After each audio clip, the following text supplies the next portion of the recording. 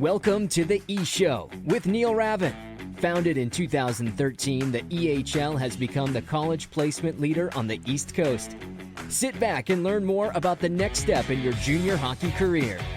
Welcome to the E-Show, presented by the Penalty Box Foundation. The Foundation's mission centers around their daily motto, "We take care of our own," as they help out all of those within the hockey community who've experienced a catastrophic event. Learn more at penaltyboxfoundation.org. What's up? My name is Neil Ravin, and this is episode number 102 of the E-Show. On this week's episode, we recap the fourth showcase of the year, which featured some great action in Newington, Connecticut. However, to kick things off first, we welcome Andy Moore onto the podcast, as last season's Rookie of the Year is playing out this season in Cedar Rapids, Iowa, and he also recently committed to Northeastern University. Moving along to the weekly rundown, in which the E-Crew puts a new team at the top of the EHL Power Rankings and welcomes the showcase hosts into the top 4 in the EHLP. As for the Fantasy Challenge, we recap the points that have been earned so far, along with the massive lead that Lauren has created for herself. Finally, we wrap things up by highlighting the final games to watch before the holiday break. I'm joined now by Andy Moore, an alumni for the Boston Junior Rangers. How's it going, Andy? Things are well. How are you? I'm doing well. Thanks for coming on the E-Show podcast. A lot to talk about with you, but let's get right into it. What led you last season to the Boston Junior Rangers? So last year I finished my senior year in high school. And I was planning on going into BCHL, but like a lot of guys, I couldn't get across the border. And then someone who is really close with me from Maine, knows Coach DiCaprio really well. And he helped me get in touch with Coach, and then got to training camp a little late, but the rest is history from there. So I can ask this next question or state it the way I want to, because I am from Maine also. I am not by choice. I just did this. I had my Scarborough hockey sweatshirt on. Yeah. And I know Maine high school hockey is not as good as it used to be, but you played out all 4 years there. Was that always your plan? It wasn't always my plan, but I absolutely love my high school. And I had a great coach, great teammates. And my younger brother actually he's 2 years below me. So junior, senior year, we're on the same line. And the hockey isn't the best per se, but on the ice every day and with a great opportunity to get better. So, and I absolutely loved it. Yeah. And you guys had a ton of success, Zach, really also. But then you get to the Rangers and you start having instant success there. It all led to you winning the Rookie of the Year award. Did it come as a surprise, or did you have those expectations of yourself? It was definitely my goal. Not necessarily to win Rookie of the Year or anything like that, but I wanted to come in and be one of the better players on our team and have a big role. So I think it was my goal, and definitely wasn't easy, but was really, really happy with how everything kind of worked out. Yeah. And of course, we're going to get to how you're in the USHL now, but whenever I'm talking to prospective families about the EHL, I highlight players like yourself that mastered the level that they were at. I'm sure you had a chance to go higher last year, but in talking to Coach DiCaprio, did you feel comfortable staying there the whole year and just dominating the way that you did? Yeah, totally. And like with how things worked out and how the BCHL was, and coming from high school, I was definitely an inexperienced player in a lot of ways. So not to say that the EHL isn't like an inexperienced league or anything like that, but it was just awesome for me to be at a place where I was pushed every day at Boston Junior Rangers, and a place where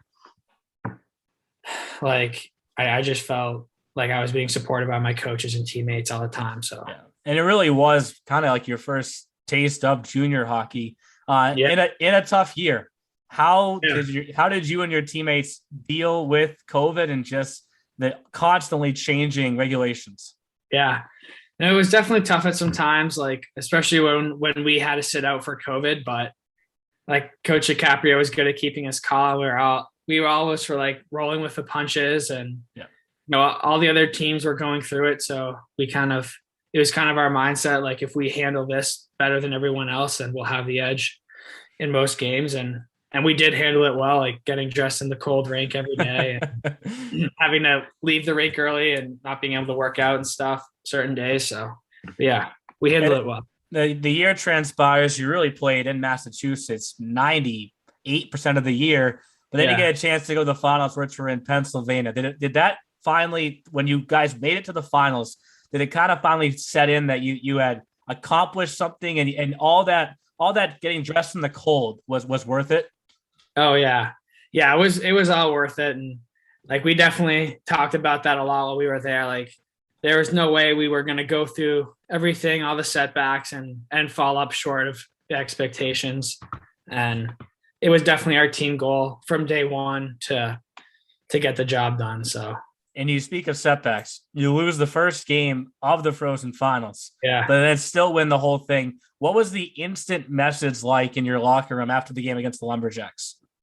It wasn't like, I feel like we didn't really panic. Yep. And I think it would still shock me if we didn't, make it past the first round, because like I thought our team was so strong and so deep, and, but we had a really good mindset. And I think, again, Coach DiCaprio was really, really good about keeping us calm, especially after the first loss. And it was kind of funny how things played out. That was the third time I've ever had the Frozen Finals, but only the second ever overtime game, which of course came in the championship game. You were on the ice because it was your line. Yeah. Take us through that play. I know you didn't score the goal, but where were you on the ice and what went through your mind? I was kind of like circling back in our D zone, and I it's kind of funny. Like I remember going through my head, I was like, we got to do something here. And then I just watched one of our defensemen pass it up to Johnny. And I got so excited because he scores on every shot. So that was awesome though. You were the second guy in. The celebration ensues. I got a chance to show it to you. Yeah. Do you remember throwing your helmet because you almost drilled your goaltender? Now that you bring it up, I watched the video and I kind of remember it. In the moment, like my mind was black. I was just so excited. But yeah, that's funny. I did almost hit him. I think a couple of my teammates were throwing their helmets too pretty far. So it was crazy because Miller turned away from the pile. Your helmet comes in and it went right over the top of his head. Even if it had hit him, it probably wouldn't have slowed down the celebration. Yeah, no, would not have. Yeah. So now fast forward to the summer, and you get drafted to the USHL. Mm-hmm. Let's do the where were you question again. Where were you when you got that phone call? Well, I was actually at my house, and I never really expected to be drafted to the USHL, but that my coach here now, he'd give me a call mid season, and so I kind of had a feeling that Cedar Rapids might pick me, and I was just super excited for the opportunity. Didn't know what to expect at all. Like I didn't know much about the USHL and how things worked, but I was definitely really excited for the opportunity. And I'm sure I know the answer to this, but had you ever been to Iowa before? No. Yeah, never. But it's awesome. I really like it here. Did it take some time to get adjusted? Yeah, definitely. Like I think even now, every single game, every practice, like I'm just learning so much and still having to adjust to the play. It's super hard and really fast. So it's not easy at all. But it definitely took a while to get adjusted. But I do think that I had to make the team at the start. So I was definitely ready for it when it came. 100%. But was there like a specific early shift or a hit that you took and you were like, all right, now I can stick here? Yeah, there's a couple times in the training camps where I made some nice plays with the puck or had some big hits, and I felt like I can definitely do this. So, and your experience gets better and better as you're out there. You get named an assistant captain. Were you with the expectation question again? Were you expecting that? I mean, if you asked me that at the start of the summer, probably definitely not. But I think like I'm really close with all my teammates, and I work definitely work really hard every day. So, I mean, it's definitely such an honor, like especially to be assistant captain at Cedar Rapids, which is such a good history here, and with Coach Carlson. I'm just really, really excited about that too. Yeah. And of course, the biggest reason why we have you on is because you recently committed to Northeastern, a school in Hockey East. When did Northeastern come on your radar, and can you kind of take us through the process? Well, I remember last year I was talking to Coach DiCaprio and just about schools, and I said, like, I told him, he asked me what my dream schools were, and Northeastern was number one on that list. And I was lucky because Coach DiCaprio is, has some good connections, and he really helped me kind of get this talk started with them. And then obviously my coach here, Coach Carlson, is really close with Northeastern, so he was really helpful as well. And started talking to them at the start of the year a little bit, and really excited for the opportunity there. Have they set whether it's next fall or the following fall after that yet, or is that to be determined still? They said the fall, not next fall, the year after, but you never know if a couple of guys leave early. So, but I'm planning on 2 years from now. Okay. I mean, they have so many guys on their lineup that are drafted in the NHL. Are you kind of now starting to maybe pinch yourself a little bit and say the NHL is a possibility? I mean, it's my dream. So of course I work every day to make that happen. So, Well, we're excited with everything that you've accomplished. Obviously, we're trying to track you as much as we can. Last year's Rookie of the Year, I tell everyone you could have been the MVP also. So I appreciate you coming on, and keep up the good work. Yeah, well, thank you very much. I appreciate it. Thanks again to Andy Moore for coming on the podcast this week. Last year's Rookie of the Year, could have even been the MVP for how good he was for the Boston Junior Rangers. And of course, when I have on somebody from Maine, I have to reference the fact that I'm from Maine also. So let's now bring in the E crew, because Andy. I think we need to take a deep breath also. Somehow we've already finished 4 showcases. All right, everyone else, Lauren, Anthony, deep breaths. Ready? Neil, it's going to get to the point where we finish the Frozen final and you're going to say, wow, I can't believe we already just finished the season. What's up with that? Well, right. It almost feels like, with the way last year played itself out, that you're like holding your breath, waiting for something to happen. Right. Oh. And with all the stuff going on, Neil, and that's a great point, Jeff, because with everything going on, I didn't even realize this. Caden Primo played last night. What? For the Canadians. Oh, and of course, no fans in Quebec because Quebec asked them. Not a single fan, and beat the Flyers. That would have been unbelievable for Caden, because that was his first start at the Bell Center. I got to go back and see that. I know he started a lot of away games for them. Yes, I don't know if that's that was his first at the Bell Center, but again, on the day that the Canadians say literally no fans, like you walk into an EHL building, for a Wednesday at noon game, maybe there's no fans, right? But it doesn't feel very empty. No. Imagine playing an NHL game in this gigantic building with literally just the teams. That just seems so odd. Yeah, it does. It does. But Caden will get his chance with all those fans soon enough, we hope. Fingers crossed. But yeah, just awesome to see. And speaking of Caden, we might have to move him over on our banner, as you were just saying, Mr. Andy Moore. Congratulations to you to go to Northeastern. We might have to throw another Northeastern Husky on that banner. Exactly. Can't wait to see him at Matthews Arena. It's going to be fun. So with that, let's get into the weekly rundown. It's time for the E-Crew's Weekly Rundown. The E-Show Weekly Rundown is brought to you by the Junior Hockey Podcast, your home for junior hockey news, knowledge, and nonsense. Check them out at tjhpodcast.com. What a weird showcase. It was an awesome showcase. Ready? Who are the fill in the blank that we can go for 6 or 7 teams right now? Who are the New Jersey 87s? Who are the Avalanche? Who are the Express? They are the hottest teams in the league.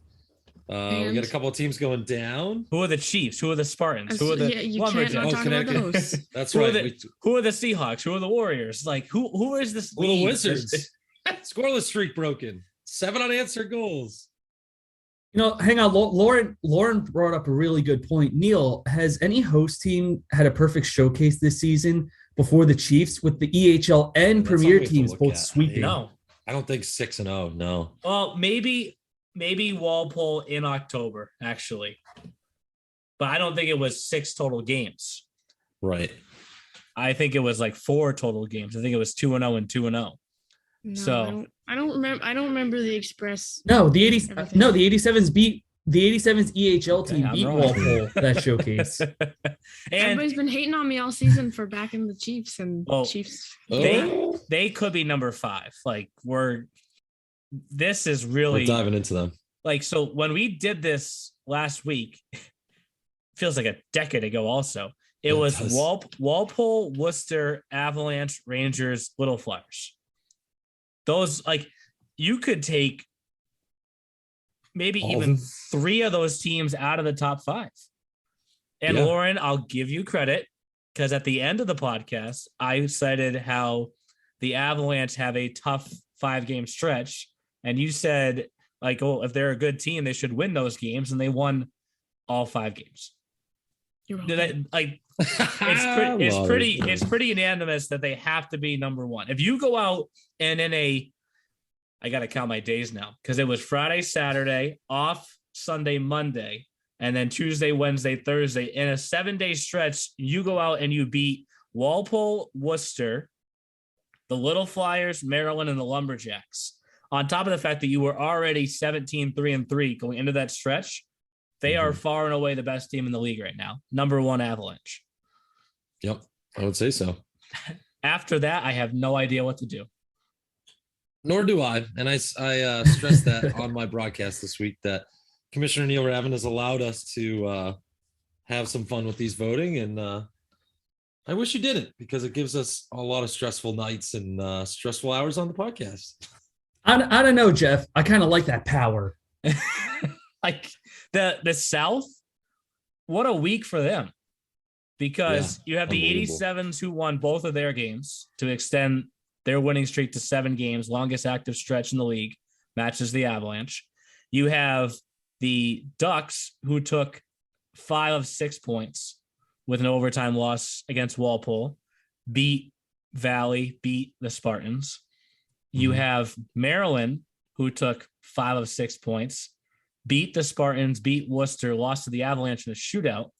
And you have what many people are saying is the best team in the South, only taking 2 of 6 points in the Little Flyers. Yeah. Like, the parody's back, Neil. The parody's back. We talked about that in the office, right? And we were saying that when the game counts equal out, you'll see the Little Flyers up there. When the Avalanche beat the Little Flyers and the Chiefs beat the Little Flyers, the 87s, the Ducks, and Maryland are all like clapping their hands, thanking those teams. Yep, exactly. And that's the thing. And that's why I always do scoreboard watches while I'm doing these games to tell you what the other divisional teams are doing. You know, you got to check out and see who's moving up, who's moving down. And yeah, I slammed my stake in the East Division months ago. Everyone knows that, but the South is for real. There's no cupcakes in this entire league. That's right. That's what I told you. Anthony says that's right, but Anthony's been crapping on his 87s lately. So how are you gonna say that's right? All right, I've been t-shirt saying number Little Flyers all season, and Anthony's sitting here like the 87s aren't going to win any more games. All right, that was one sarcastic comment, Lauren. Come on. Mm-hmm. T-shirt number 1 was, I don't care what they think, right? And T-shirt number 2 is the South is for real, right? Yep. But at number 2, I'm going to make a case for Walpole. I know they lost a game. Really, they got dominated by the Avalanche 5-0. But then to turn around and come down to the showcase and beat the Rough Riders, the Ducks, and the Wolves on 3 consecutive days, they're the one team of the remaining 4 that has to stay in. And I think they have to only fall down to number 2. They're also 8-2 in their last 10 games. And that's like the best. So, and they just lost one of their streaks. They're not one of our longer streaking teams like the Avalanche and 87s. But yeah, I mean, that overtime win against Terry Watts Protect Junior Ducks, called that game. That was an unbelievable game. Rough Riders have been playing better as of late too. So that was a tough schedule for them. Same with the Wolves. Wolves credit to them. They brought in a couple of new guys. Eddie's Grigoryevs, one of my new favorite names to say. He was a fun guy to talk to. I loved talking to him. He was cool. I had to ask him like 3 times how to pronounce that. I was like, all right, like, say that again. I'm like, did I get it right, Lauren? Because that was a guess. I actually didn't get to talk to him. Was that close? What'd you say it was? Eddie's Grigoryevs? It's Eddie's Grigoryevs. Grigoryevs. Okay. Whoops. All right. Sorry, Eddie's. Okay. We'll get that right next time. But he's from Daugavpils, Latvia. I am so glad I'm calling less games. Yeah, he's from the same country as his teammate Yelensky's, and he said he enjoys that because they're able to talk to each other in their native language when they want to. So it's good to have someone around like that. Yeah, Yelensky's from Riga, and Eddie's from Daugavpils, Latvia. They look good on the ice together. Now it makes sense. Why there was a college coach, not named, that is recruiting some of these Europeans from the Wolves and said, if they come, they may not speak a word to anybody but themselves, but that will be fine. That's fine. Put pucks in the net. That's all, boys. Yeah, but if you watch my interview with Eddie's, he speaks great, and that's what they told me too, because they were like, "Oh yeah, he's pretty fluent in his English, so he sounds great." And I was like, "Okay," and they brought him out, and I started talking to him, and I was like, "They weren't kidding." Oh, yeah. So go back to your point. Walpole Express doing very good. Yes, and speaking pretty good English for a kid over from Europe. Pause. Off track. Stefan Kulhanik's mic'd up is the funniest video. Yes, I love you for that. That was Trevor Blackburn. Trevor Blackburn, videography, baby. When he amazing. Comments how a coins Red Sox hat is about a basketball team. You Americans and your basketball. Hey, coach, we cooked last night. And then he's like, "What, guys? What do we have? I hope you forget. Is it taco night? Oh, we have burritos. Yeah, we have burritos." And then he forgets within a 5-second span of what he just ate, and he can't even say it to Coach Bertoni. It's like, oh man, did you hear him bring out the 2-pad stack too? He's like, "I want to do my best Mobley impression from the All Stars and and do a little 2-pad stack." And then someone took the shot. He's like, "Oh, why did he shoot it?" I was actually glove side. I was standing behind him at the end of that Maryland and Worcester game. And before he's leaving for the extra attacker, he's like moving his skates around in a really weird way. And I'm like, is he like just anxious to go to the bench? Like, what's he doing? And then when he leaves, there's a pile of snow right in front of the crease. Because if the puck was going like slowly towards the net, he was hoping that it would like slow the puck down. That is a hell of a strategy. It's the little details. You're giving up Worcester's secrets. I mean, you can't stop it. What's someone You're giving up their secrets now. Other coaches can watch the film and see that. Next time, Lauren has a point. So next time they pull the goalie, someone on the other team, if they're just kind of circling around the net, you just take their stick and whoosh, just sweep the crease and just get rid of the snow. Then there was a chance for Maryland that was shot down from the other end, that the snow was not going to slow down when it hit the post and kicked into the corner. Regardless, that was a fun game. Back on track. We've said Avalanche 1, Walpole 2. I think the 87s are 3. Yeah, I would too. They looked really good. That Rangers game, they made me look smarter than I really am, right? I picked that as my what to watch for game, and Neil didn't want to put them in last week, even though they were on a 4-game win streak. Hold on. I did want to put them in. Anthony didn't want to put them in. No, that tracks. That tracks. Check the tape. We gotta check the tape. You chose to listen to Anthony. Roll it back. Lauren, roll it back. Well, Lauren, look at it this way, because this is before they went up against Team Maryland, where they beaten the Apple Corps and they beaten the other 2 teams in the South Division. So I said, they can receive votes. They were still kind of fresh off that 8-game losing streak. So going up against the first place team in the South, I said, let's see how they do. They beat Team Maryland, and then they go on to beat other good teams. So it shows that, yes, I think they are for real now. And whatever doubt there was in my mind, I think it's safe to say that it's not there anymore. Plus, they're still missing Devlin O'Kane, Matt Zdanowicz, and Everett Schneider. So I think that those wins are even more impressive. But one thing I also do want to bring up, and I brought it up on my personal Twitter account. just how big that Junior Rangers win was. Nathan Miller huge. had shutouts in 5 of his 6 previous starts. And in the one start he didn't get a shutout, only gave up 1 goal. So he gave up only 1 goal in a span of 6 starts, and the 87 scored 3 on him. Yeah, that was only the 3rd time all year that he had given up 2 or more goals in a game. And I think actually, the 3 was the highest he's given up. Yeah, I picked Like him. you said, to I a picked him in banged-up fantasy team. this week. I picked guys, Ooh. and he gave up 7 goals in the showcase. So it's a Sorry, sore pal. subject. Yeah, Hey, yeah, win some, you your, lose some, Neil. Win your some, you lose. inside information didn't really pan out for you very well. I always get crapped on for using my resources, and your resources Ooh. didn't work well this time. Ooh. It was a weird showcase. Okay. It was a great showcase. All Also, right. Lauren, you're just like 87's humble three, bragging like- me about my fantasy team. Yeah, In everyone that see the interview you did Oh, with I me. still gotta go back and watch that one because Me we're too. gonna get to fantasy. All right, we'll hold on. Avalanche 1, Walpole 2. Are we in consensus? 87's 3. 3. Yes. Maryland Absolutely. 4. Maryland has to be 4 then. Oh my God, who's No. 4? You got to put the Little Flyers up there. No, they won 1 of 3 games. They're 6-4 in their last 10. And Maryland just went up to the showcase and nearly swept it and almost beat the Avalanche. and the Little Flyers look better. Who's still- 5 for you? The Ducks. Oh my The God. Ducks. I was saying, I knew Anthony would love that one. this is tough. Because They won 2 of All right, 3. all right. And Let's one of go- their losses, hold- they got hold 5 on. out of possible 6 points. let's go around the horn. So 4-5 for Lauren is Little Flyers Ducks. For me, it's Maryland Chiefs. Anthony? Jeff? Give Anthony a second. Maryland definitely 4. Yeah, I think I'd agree with you, Neil. I think I'd go Chiefs at 5.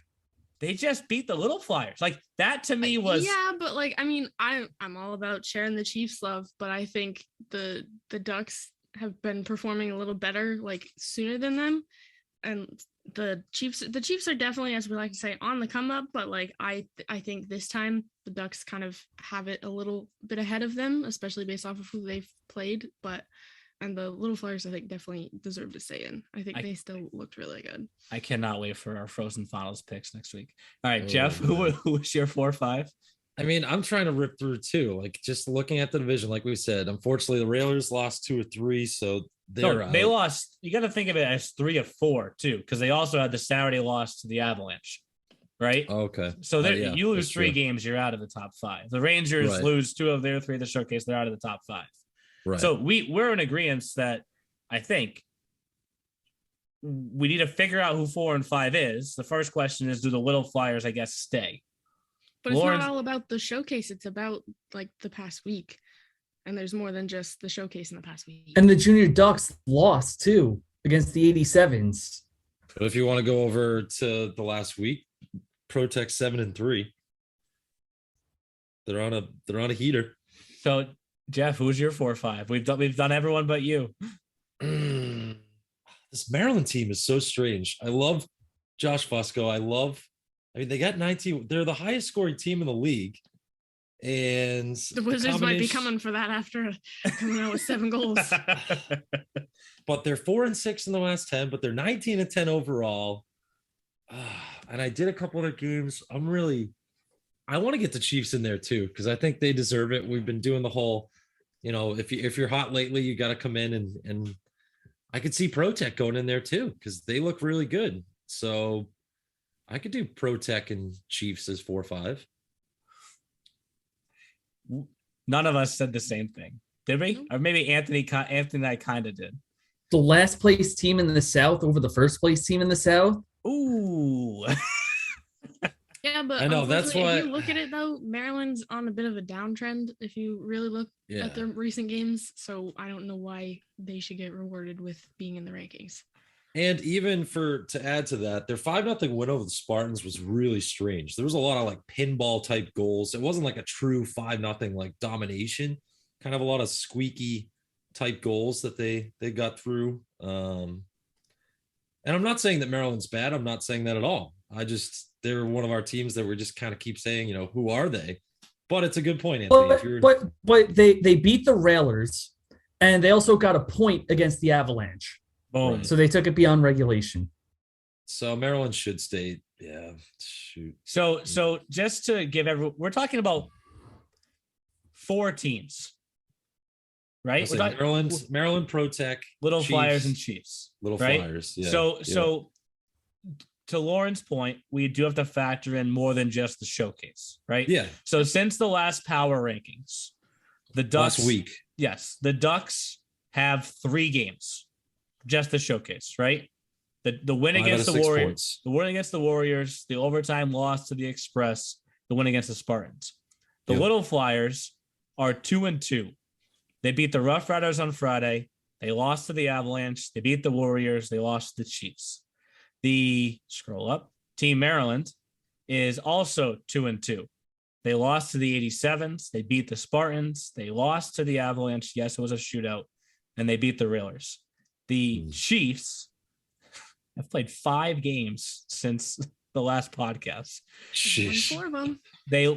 You didn't put them in. Hold on. They lost to the Railers in overtime and then beat the Applecore Wolves, Spartans, and Little Flyers. Yeah. We're stuck. We got 1, 2, 3. I mean, I still kind of stick by my statement. Plus, like when we looking at like the last 10, like the Little Flyers 6-4 in the last 10, the Ducks 7-3 in the last 10. But like the Ducks weren't in it last week, so Ducks I don't think would jump up really ahead of the Flyers. So do Ducks have to receive votes this week? Is that how we do this? How we've been doing this? Is you go from if you're not into receiving votes if you didn't have a lights out. But they were pretty. Oh man, this is tough. This might be one of our toughest votes. Are we missing anybody? I don't think so. I think that's a good, because if you, like I said, go look at the rest of the standings. Some of these teams are, still coming off of losing streaks or in some ruts themselves. If you go division by division, I think though it's between those 4. You guys can tell me otherwise, but can we agree that 2 of them are going in and the other 2 are receiving votes? 100%. All right, 100%. Great. We've made some progress. Right? All right, now we just need another 2 hours to turn this out. It's a good debate, though. You know what's great? Debate. You know what's great, Jeff? Nash, your thoughts?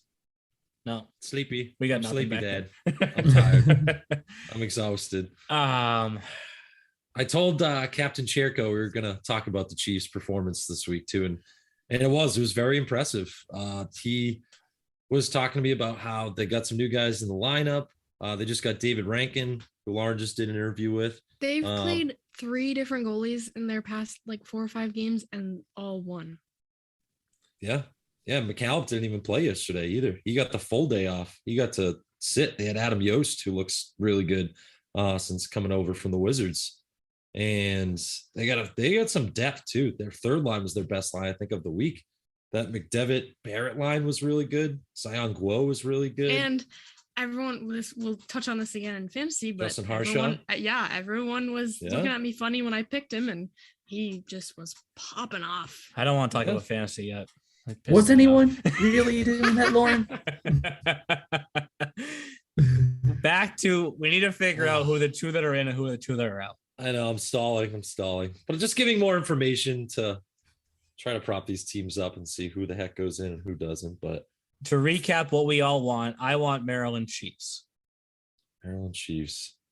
Agreed. I co-sign on that. Maryland can't go in over the Ducks. This is so tough. It doesn't make sense. I don't even know how we find a middle ground. Like Maryland is on the down. Like it's unfortunate to say, but Maryland is on the downtrend. They can't go in over the Ducks when the Ducks are on the uptrend. They both took 5 of 6 points of the showcase. But again, you're focusing just on the showcase. And Ducks didn't play anything outside of the showcase. And if you have to, you can look a little bit past that. And like the Ducks have been on the upswing lately, and Maryland's kind of been creeping down. And like I don't think you can put them ahead of the Ducks. I don't know if I'd say the Ducks. No, I don't think the Ducks have been on the upswing because like they had a winning streak in November, but then they've alternated wins and losses for the entire month of December. For Maryland, yes, they had a 3-game losing streak, but they also were missing a couple of guys, including Farrell Din. And he's hoping to come back, around the Yes, start but of the new didn't you year. just tell me that your team has lost a couple guys, but they're on the uptrend? So you're trying to say, oh, my team lost a couple guys, but we're still doing well. But this team lost a couple guys, but they're doing bad. Perseverance. Wait, no, I'm saying that Maryland's doing well. Same thing. Maryland's doing well, especially in the showcase, even despite losing their top scorer. But you're going to put Maryland ahead of the Ducks, even though the last time they played, the Ducks beat Maryland? They split that 2-game They split series. that series. They Yeah. split it. But yes, the most recent matchup was the Ducks. I will back off this. I'll back off Chiefs to receiving votes. Partially I'm because 100% down for that. partially because they don't want the too much fluff yet. They want to stay under the radar still. I mean, it's hard to when you put on a show like that. Brandon Johnson, Greg Heffernan echoed those thoughts to you in the office headquarters. Yes. Yes. So Maryland Pro Tech. No.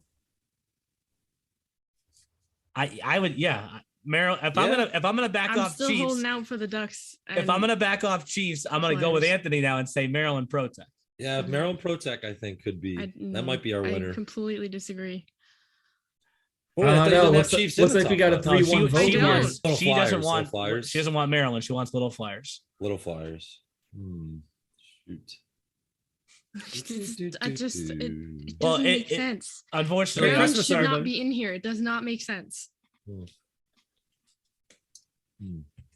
we're stuck. This is awesome.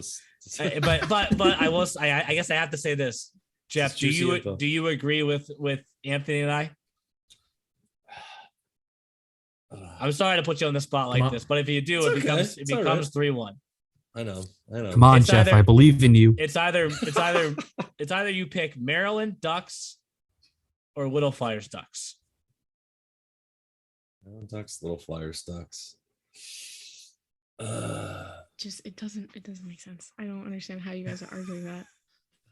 And where do we have Maryland last week? Because that's the thing too. Let's go Maryland back was out to- last Maryland week. was out. Maryland They were wasn't even completely in it. out. They both Little went. Flyers were They at both fifth. went 2-2 at the showcase. Right. I'm sorry, they both went 2-2 over the course of the last week with 3 games each at the showcase. When I saw both teams, like I said, the Maryland 5-0 win over the Spartans was 2 or 3 squeaky goals. Little Flyers I had yesterday. So I'm trying to go back to just thinking, and the Little Flyers, lost to the Chiefs, beat the Warriors, lost to the Avs. Man, this is not fun. And Pro Tech beat the Valley Junior Warriors, which, I mean, look, I like the Warriors, but they're also in last place in their division. But we're not arguing Pro Tech. We've all agreed Pro Tech's in. It's gotta be Maryland or Little Flyers, I think, is the team where And you're trying to push for the team with a losing record this month. Who has a I guess losing I go- record this month? The little Flyers have been hot this month, and you're trying to put in Maryland, who have not been all that hot this month. That does not make sense to me.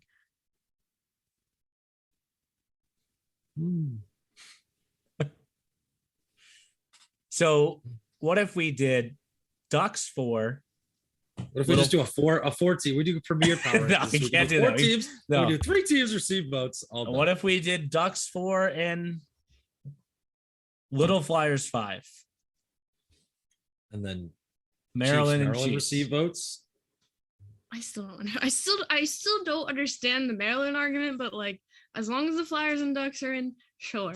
I mean, I think the Flyers have looked a little better than the Ducks lately, but I don't understand the argument for Maryland. It does not make sense for me this week. It does not.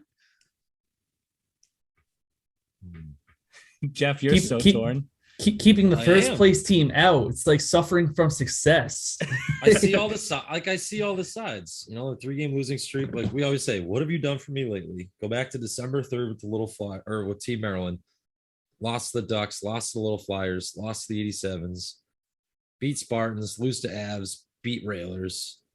Railers are going through some tough times right now. Spartans are going through some tough times. So how do you weigh those wins? Those are 2 wins within. If those are losses, then you're talking a 6-game losing streak for Team Maryland, not 2 wins out of 6. So I see the argument with Maryland. And then if you play devil's advocate, going over to The Little Flyers go back to what they've done since December 6th. Beat Team Maryland, beat the Apple Corps, beat the Rough Riders. Apple Corps just beat the Rangers yesterday. Rough Riders have been on their way up. Avalanche are one of the hottest teams. You lose to them. Warriors, I see your point with that, Anthony. They're struggling a little bit in the East, and then the Chiefs are hot. You lose to them. How about we do? Yeah, I think I'm going to go Little Flyers and not Team Maryland. So we're gonna go Ducks, Little Flyers, and we'll see what happens. I like Ducks, Little Flyers. I'm just being honest. Like we said, we're reviewing what you've done for me lately, going back to December 3rd. That's 2 weeks worth of games or so. Avalanche, Express, 87s, Ducks, Little Flyers receiving votes, Maryland and Chiefs. EHLP. What'd you say? This is gonna be a 6.5 hour episode. No, that's great. After a showcase, these are the best ones. I'm giving you guys plenty of warning. You have to pick Frozen Finals picks next week. Just saying. I know. The Rangers hit the ice for one game since last week's power rankings. They extended their winning streak out to 6, so they stay at number 1. The Railers, since last week's power rankings, played 4 total games. Am I reading that right? And they won 3 and lost a 4th. Yep. They were 2. Their loss. Stay there. Yeah, I mean, their loss was to the Chiefs. I think that we do have to show the Chiefs some love here in the EHLP also somehow. Oh, yeah. The Avalanche won all 3 of their games since last week's power rankings, so their 6-game active winning streak matches what the Rangers is at. So, I mean, I could stay Rangers, Railers, Avalanche. Mm-hmm. Railers lost 1 of 4 games by a goal. It's basically an overtime game too, with how late the goal was scored. So I'll stay with those 3 teams in that order, and then Chiefs honestly, votes. No, the Chiefs are 4. Okay, yep, they have to because they want to be kept a secret. Neil, they're 7-3 in their last 10. Like they're both these teams are on a bit of an upswing right now. Which is good to see. I called their P team game yesterday. They look good. That was the first time I've seen their P team like ever. I think at the showcase they beat the Railers, Seahawks, and Lumberjacks. Yeah, and they have guys like Tate Sodden and Steven Prabula. Like they're looking good. And the Seahawks were 4, right? So when you beat them, that helps to take their spot, right? So 1, 2, and 3 maintain exactly the same spot. 4 becomes the Chiefs. Last week, receiving votes, we had Valley. That has not worked out for them. They've lost 3 straight. So I don't think they can receive votes. I don't know if anybody receiving votes. Anybody can receive votes right now. I would say the Seahawks. A little bit. They had wins over the 87s and I want to say Little Flyers at the showcase. They're 6-4 in the last 10, and like they got beat out by the Chiefs because the Chiefs beat them. So I think so. Essentially, the Chiefs are taking their spot and kicking them down to receiving votes. Yep.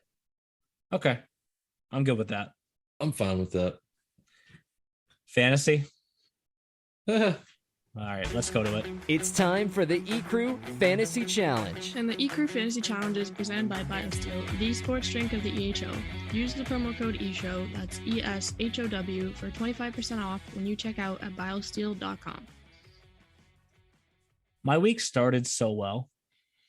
Like, it started so well. But how did you finish, Neil? Didn't really end that well. Ooh. Actually, truthfully, Lauren's a wagon. Like, what the heck? It's a whole nother conversation, a whole different podcast. We'll get there. She's starting to really separate. Yeah, it's ridiculous. This sucks. I need to change the rules. We all put up nearly 50 points though. Like Anthony's fantasy lineup from this week had 15 assists. Like, oh my God, Hotchkiss had 7 assists. Rossi had 7 assists. Wow. And 2 goals, 9-point week for Hunter Rossi. Hey, how are you? Wow. And to a point that we've brought up a little bit, the break comes at a good time for the Railers, right? A team that's kind of struggled into the break, which is where he didn't get as many points from Anastasi and Kulhanik, but overall, to get 48 points in a week is a really good week. I think I was just saying our highest week was like 50 or 51 points before. Right. Well, and that's where you're at, Jeff, right? Like, so you got 51.4 points this week. And good job, boys. The same exact point that was made about Railers, right? Dimascola and Drummond didn't get you as many. Cullinan's week started hotter than it finished for the Rangers. But hey, Mr. Joseph Henson. Hey, I'm gonna go make 127 saves for Jeff this week. Okay. Like, that's a pretty check solid your sources, week. People. Check your schedules. Check your sources. God, enough with the sources. So I knew he was going to play a lot. So 48 points for Anthony, 51.4 points for Jeff. I had 54.6. I had another 7 assist guy myself, Jeff. And Chris. How'd the goalie tip work out for you, Neil? He started. Imagine if you had a good goalie. It started well, but. I think this is what makes the sport of hockey great, is that on paper, you can go say this team should beat this team and this and that, but you have to show up and you have to do it, right? Yep. And that kind of tilts us back to the All-Star game too, because some people are like, oh, these teams look great on paper, but then you see them play together and it's like they look like they don't even know each other. And my team was one of the underdog teams. We weren't as sexy with snipers all over the place, but we grinded it out, and we did the Junior Rangers from last year. We lost the first game and then never looked back after that in the Frozen Finals. They got pucks in deep, Jeff. Pucks in deep, buddy. Pucks in deep. But truthfully, if you really look at the 3 box scores, Miller didn't play poorly. I was just going to say, Neil, he got you 20 points. Because that's an amazing week for a goalie. He gave up 7 goals. Right, he still had 93 saves. So remove the 4-2 win against the Lumberjacks. Right, I know he gave up 5 total goals when you combine the 3-1 loss to the 87s with the 2-0 loss to the Apple Corps. But for them, that's a lot, because we like to say that the Rangers don't let in a lot of goals. 100%, a lot of goals. 100%. Yes, well, they totally can't agree. score right now. But either. if you only score 1 goal, how can you point too much fault towards the goalie? You can't. You lost 2-0 yesterday to the Apple Corps. You couldn't put any pucks in the net. If you give up 2 goals in a game, you should win 8 out of 10 of those games. I know it's Captain Obvious, but if you don't score, you can't win. No, you can't. What was it Claude Julien said years ago when the Bruins were in a strut? He goes, you can't win games 0-0. You can. CC East Coast Wizards, who lost 4 straight games and didn't score a goal in any of those 4 games. Yeah, and then it was all built up and they exploded for 7 goals. Yes, but yes, I felt confident because I picked first. I went with that goaltender pick, and it is shocking to me that I only got 20 points. Blanco got me, as I said, 7 assists, 3 goals from Damon Dulek. Probably one of the better Railers, despite the struggles that they've had into the break here. Overall, 54.6 points. And then, Lauren, you could have the stage. I mean, this is Good like... Lord. I mean, just look at her goals and assists. I currently have 71.4 points with these boys. Jeez. And we talked about it a little bit last week. People love to give me crap for having these sleeper picks, but my sleeper picks have worked out. And it's funny because who is giving you flack for these picks? More crap. No crap for me.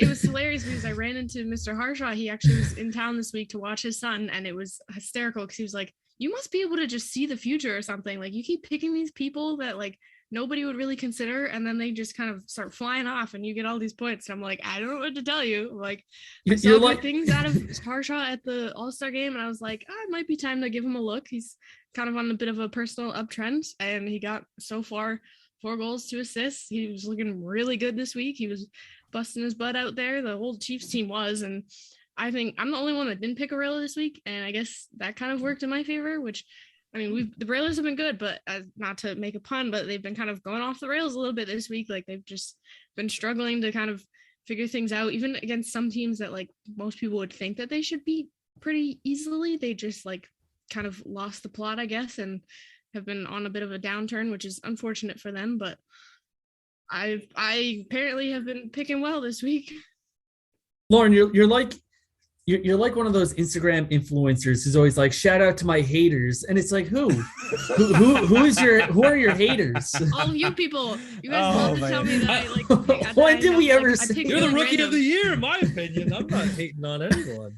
Mr. Harshaw, big E-Show fan, by the Everyone way. loves to just kind of pick like the typical or like the kind of go-to people or the people that you like, oh, they're doing really well lately, like we should definitely like stick with them, or oh, this is a top name in the league, like definitely pick them. Whereas I'm like, this guy looks like he's doing some things kind of quietly. I'll take a chance on him. Like you got to start taking chances on some of these guys. And Well, we went with the I Railers picked because they had last- 6 games. I picked this last week. for this most recent round of fantasy. Just saying. I knew that was coming. We went with all the Railers because they had so many games this week. You Yes. guys left me some pretty decent people Numbers. for picking last. There's a plethora of people in this league. I mean, it's showing you. Like Neil said, the parity is deep. Guys, there's no more, like you said, there's no more like chalk games. Like you would think the core Rangers game yesterday, you would think the Rangers would blow them out. Nope. Core played them tough. They're in the middle of a really tough stretch. They've lost, I think it was 6 of the last 7 games. So they go in, they beat the Rangers. Maybe that, catapults them for the second half. But yeah, there's a lot of good teams, a lot of good players everywhere. And there's a lot of guys that are coming over. How about Graham Broadfoot with the Protect Junior Ducks? There's a new name that we all have to look at. Just came over and got 3 points in his second game as a Duck. There's going to be a lot more of those guys in the second half of the season as we get closer to the trade deadline. That teams are going to start moving guys in from other teams in the EHL or other junior leagues. Plus, it was interesting too. One of my picks, Jimmy Metler, we saw him this week play a couple games at forward, which is interesting, but he still produced some points even doing that. So, I mean, it hasn't been too bad for me yet. Yeah, he played left wing, right wing, and D all in one game. I think. Hold on, that's rigging the system right there. Why? I don't know. Just saying. Just because you're not on the top, it's just cheating. And you know what? Well, Speaking of Apple Core, I think we do need to give them recognition for shutting out the Boston Junior Rangers. Yeah, the Showcase. 87s beat them in a good game, but then Apple Core, a team that you probably didn't expect, but Jackson Bernard, one of the other top goaltenders in the league, coming up huge with the shutout. He was calm yesterday too, Anthony. And Anthony, the Apple Core lost to the Railers 3-2. So like they almost won that game also. It's just, it just shows you that you have to show up every single game in this league. Doesn't matter who's playing who. But just to recite, so she has it, who got her points. Colin Bella had four goals, 4 assists, 1 power play, 1 shorthanded, and a game-winning goal for 24 total fantasy points, which nearly matches when Egan Spit put up 25 at the. That may have also been a showcase. And there's still more time to go with these guys. I know. But 4 goals, 4 Harshaw, 2 assists, 1 power play point, 1 game winner. Actually, a mishap in Greg Heffernan's first stat change gave her even more points because he put a goal in Harshaw's favor that when he went back and reviewed it wasn't his, but it would have been a game-winning power play point hat trick goal. Oh, Which I was like, okay, it's a good thing we're taking that away because now we're let's nearing ring every bell. I You was hit the 100% jackpot. admitting that was not true because Yes. I watched that game and I was like, he didn't get the hat trick. I'm like, I was sitting there the whole time like, please get that hat trick, but I was like, he still got me a ton of points in that game, so I am not mad he missed one more. I'm thinking to myself, she has more games left. She may hit triple digits for this 2-week stretch. But to recap the overall points, Lauren's at 392.2, Jeff's at 352.6, I'm at 331.6, and Anthony's at 309.4. As I mentioned, we do have a few more games before the holiday break, so let's get to those and what to watch for. Before we wrap things up, here's what to watch for this week in the E-Show. What to watch for is presented by Hockey TV, the official streaming platform for your EHL and EHLP action through the 2021-2022 season. So in the EHL, we're dropping this podcast on a Friday, which is different from what we usually do because of the showcase. But there's 7 games remaining between now and the holiday break in the EHL. As for the EHLP, we have 8. So to me, there's a 2 games. I think it's a 1 game. EHL teams play once. EHLP teams play twice. Seahawks and Lumberjacks in Vermont. I think those should be some pretty good matchups. Yeah, absolutely. The Seahawks have been playing better as of late. I mean, I know they had given Coach Zanaboni a few gray hairs with that 6-5 win. They squeaked out in overtime against the Lumberjacks that they were up 5-1. And then credit to Gary Gillen and the Jacks for scoring 4 straight and tying that up and sending it in OT. But Seahawks got the job done. So, yeah, that should be an interesting 2-game series. And you always love those 2-game series with the back-to-back, too, because it's hard to win both games.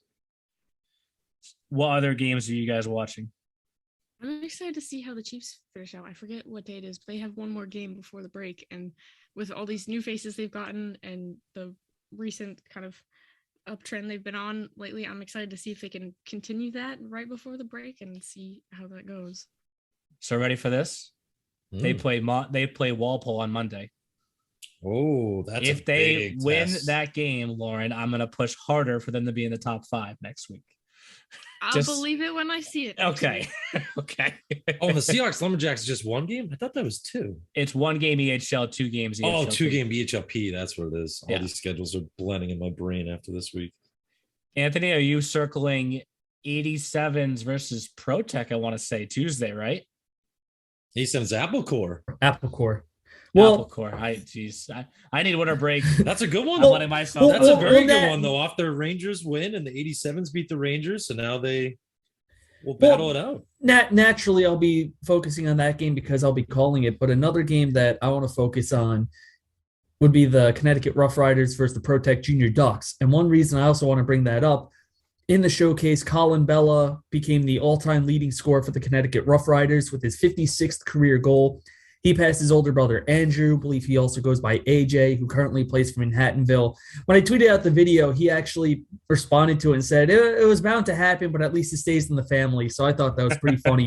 But the other thing, too, is that Bella is at 58 career goals. I believe the Rough Riders have 21 games left, and he is now 18 away from tying Bryce Whitman for the all-time goals record in the EHL at 76. Wow. Can he do it? Yes, he can. It's possible. It's within reach. He'll have to go on a tear. He'll probably have to get some hat tricks or some multi-goal games, but if he just keeps ripping them on goal, I think he can get there. Only if he's currently picked in that current week by Lauren. If not, then So no Lauren, you gotta chance. just pick him every week the rest of the season until he gets those 18 goals. If he averages 4 goals per week, it shouldn't take long. Right. Keep my eye on him. I know who to look for. Clearly, No, she's got like a big board at home with all these like future names circled. But like maybe, I said, you guys need to try that. oh, we need to try something. As I was Yeah. saying, there's what did I say? 7 games remaining in the EHL. Another 8 games in the EHLP, taking us up to the holiday break. We are going to have a podcast next week, right before Christmas. I'm going to put all of us on the spot to predict who the 4 division champions will be in the EHL, and then predict who the last 2 teams in will be also, because keep in mind that the team that loses the North Division Finals will face the team that loses the East Division Finals, and same thing for Central and South. Those are 1 game, 1 last chance playoff games where the winner goes to Providence and the loser goes home. No pressure. In the EHLP, where I guess I'll give ourselves some credit right now, is we'll pick just the 3 division winners. We won't try and predict the at-large. Tough subject, at-large from last year. Do not bring that up. The at-large in the EHLP, so everyone knows this year, the at-large, getting a 4th team there to make it a cleaner round robin, comes from the top loser of the 3 division finals. So you have your North Division finals, your East, and you have your South. You take the 3 teams that lose those, the team with the best record becomes the 4th team. So we won't predict that 4th team, but we'll predict the other 6 EHL and 3 EHLP next week. And I guarantee you one of us picks some team that results in another team putting it on their bulletin board in the locker room. Which is why we do this. This is why we do the podcast. Stir the pot. I think that'll be interesting, but I think it'd be fun too. We have the EHLP All-Star game coming up next month, so that'd be something fun to look into as well. See who we can be going into that. I will. You just gave me homework, Lauren. I'll try and have the roster set by next podcast. At our final showcase week. But weekend. Enjoy the weekend, guys. Enjoy the last few games for the holiday break. Thanks for listening to The E-Show. Learn more at easternhockeyleague.org and follow us on Facebook, Twitter, Instagram, and YouTube. Also, be sure to subscribe and get notified when next week's podcast is released.